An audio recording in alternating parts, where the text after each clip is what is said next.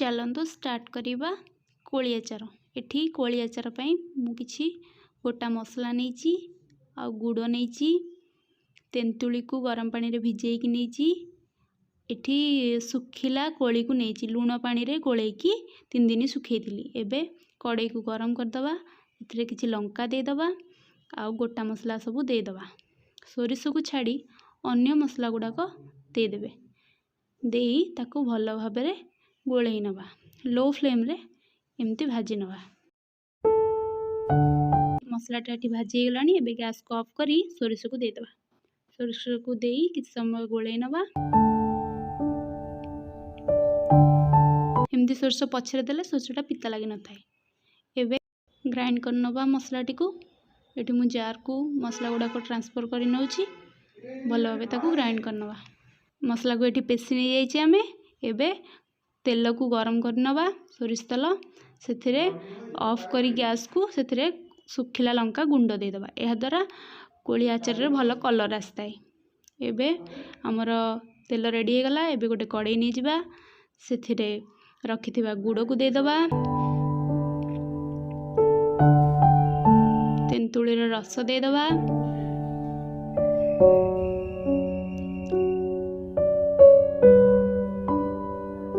ताको भल भाबे मिसेई नबा।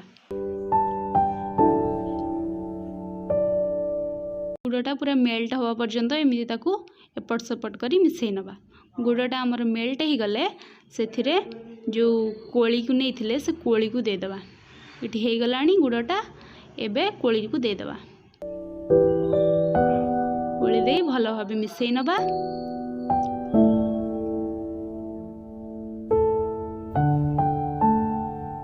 एबे सेथिरे लूण दे दबा आउ किछि कला लूण दे दबा। ताको भल भाबे मिसेई नबा।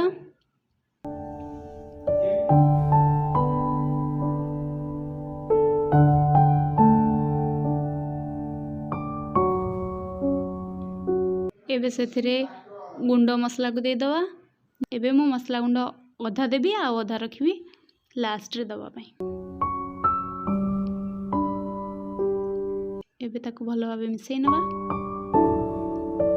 एंदे एपट सेपट करी गोळेई की 8 रु 10 मिनिट पई एमती ताको मिसेइबे। एहा द्वारा कोन होबो ना कोली भितरे मसला गुडा को हमर भल भाबे पसी जिवो।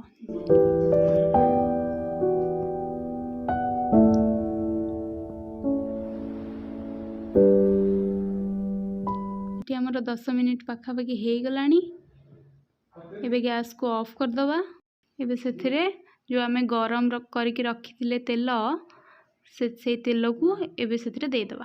तापरे बाकी मसला गुडा को दे दबा। एमिति पछरे मसला देले कोन होबो ना आचार रे भल वासना आसीबो। भल भाबे ताको मिसेई नबा।